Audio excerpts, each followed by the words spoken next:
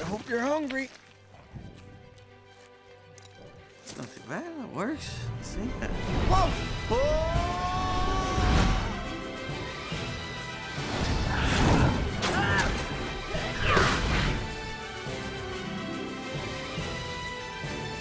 Go.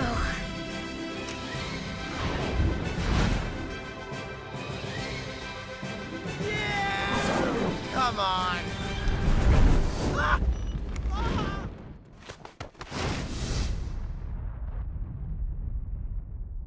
The great thing about DreamWorks in general is that they want you to go as far as you can go. And How to Train Your Dragon is an incredible ride. Yes! Oh, this is amazing! Well, at DreamWorks Animation, of course, our goal is to bring great stories to life with great characters that you fall in love with. But being a CG animation company, technology is essential to bringing that vision to life. Look at us! We're on a dragon! Wow. We're on dragons! All of us! It's great. Every time we release a new film, artists and audiences expect breakthrough effects, breakthrough experiences. If you look at the hair, if you look at the fur, if you look at the dynamics, the environments, all of that stuff has become more complex. So it's always pushing the state of the art and trying to see something they've never seen before. We aim to really just draw the viewer into the experience so that they forget that they're actually watching a movie. That's the best experience, and when we achieve that, then I think people go away very satisfied, and Dragons certainly achieve that. We wanted to start the movie with a big bang, and so we thought, what better way than to really show the conflict that these Vikings and dragons are engaged in. Night Fury! Get down! It's an incredibly complicated sequence because of the number of locations. We're all over the village. We're trying to meet all of our main characters and get to know them. And there's enormous effects complexities. There's dragons burning down houses and blowing things up. There's catapults going off and being destroyed. There's an ocean. Pretty much everything that we've got in the movie shows up in that first sequence. Reload! I'll take care of this. Our biggest challenge on this film visually has probably been coming up all the different types of fire that we need for all the different dragons, and then trying to make them all feel like they've all evolved at some point to be different.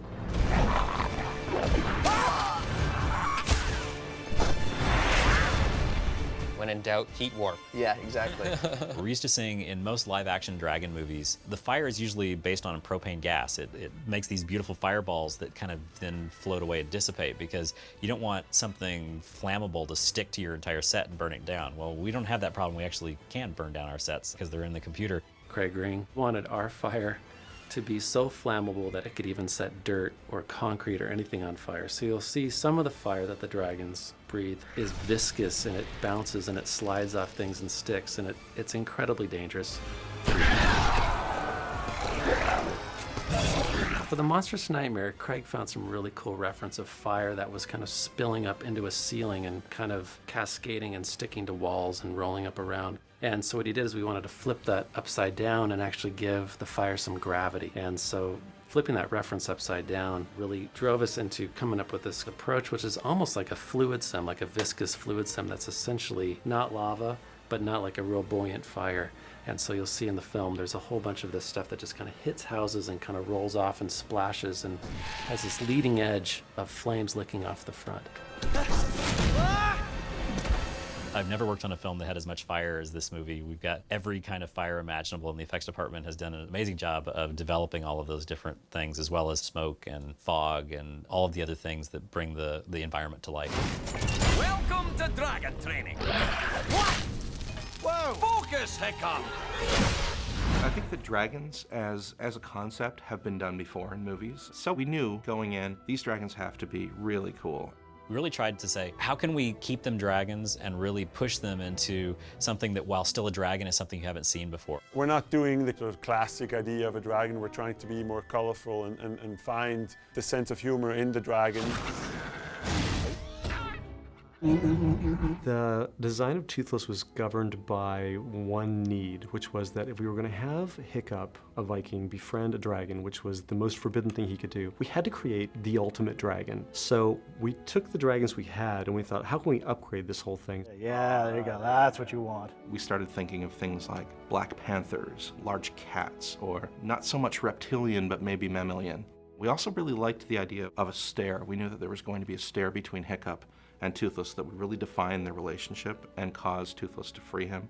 And the closest equivalent we could find to that was a big cat stare or like a wolf stare. Very kind of stoic, but penetrating and powerful. And so those were the elements that we started with, and we arrived eventually at Toothless. Toothless? Could have sworn you had... teeth. Rigging for this film was different from previous films because the dragons were significantly more complex than other characters we've done before. If you think of a character like a marionette, the rig is the strings and the joints and the things that make the characters movable for the animators. The dragons have long necks and tails. They have wings that have to fold but also extend and fly the way you would expect maybe a bird's wings would. And all of those are new and complex elements that we needed to figure out how to do.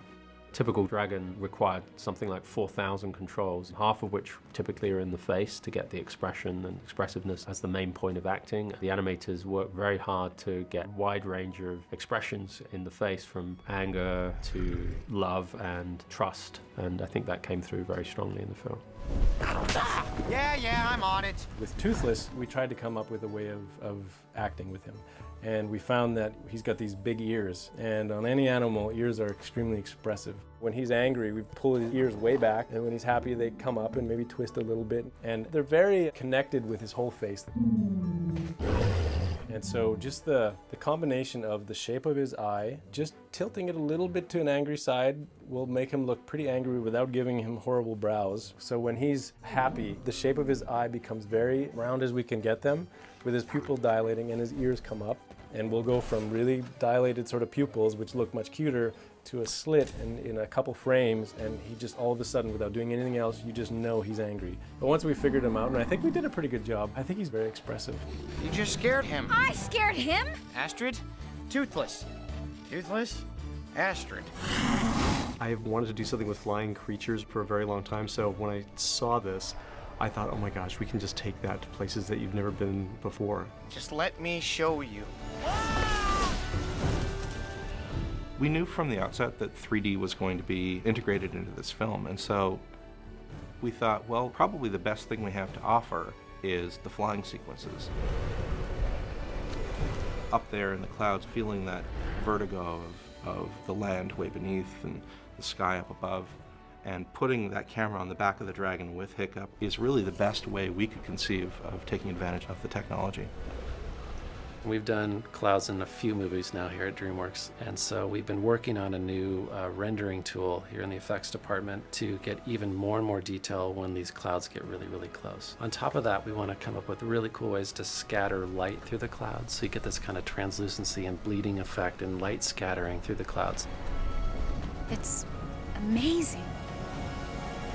From the outset, we talked about having a cinematographer come in to talk to our lighting team, but also our layout team, about taking these amazing assets that we had, these very realistic textures and incredible sets, and rendering them in a way that nobody has really ever seen in animation. So when we sat down, when we brainstormed, we just thought, well, our favorite cinematographer, and probably the most prolific one out there at the moment, is Roger Deakins. He's shot so many of my favorite films, and so we were surprised and very excited that he accepted our invitation to come in and let us pitch him the film, and even more elated to find out that he wanted to take on the project. You've come up to be looking down at Hiccup. He influenced the type of lenses we used, the camera work, but also on the lighting side, you know, what type of lighting, how sophisticated it is, these rich blacks on screen, and minimalistic lighting or very natural lighting, which is not something that's done very often in animation. So the cumulative effect is that this film kind of lives and breathes like a live-action film in the best possible sense, and one that's been rendered with a kind of poetic simplicity.